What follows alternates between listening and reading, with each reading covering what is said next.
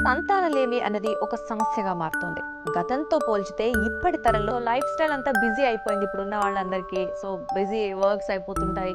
So, ఈ busyness, ఈ stress వల్ల ఇది ఎక్కువ అవుతుంది అనుకోవచ్చా? లేదా ఫుడ్ హ్యాబిట్స్ అనుకోవచ్చా? ఇంకా ఏ ఇతర కారణాలు అవ్వచ్చు? వెయిట్ పెరగటం వల్ల ఎక్కువ మంది చూస్తే మార్నింగ్ నుంచి ఈవినింగ్ వరకు ఒకే దగ్గర పనిచేస్తున్నారు.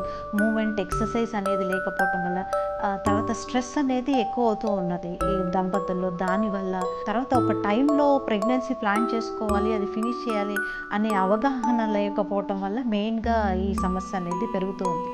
హుహు.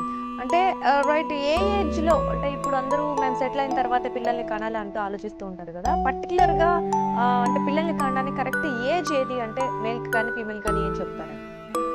ద బెస్ట్ టైమ్ ఫీమేల్స్కి అయితే at least first pregnancy 30 or early 30స్లో అయిపోవాలండి. 30 లోపల లేకపోతే ఎర్లీ 30స్లో అయిపోవాలి.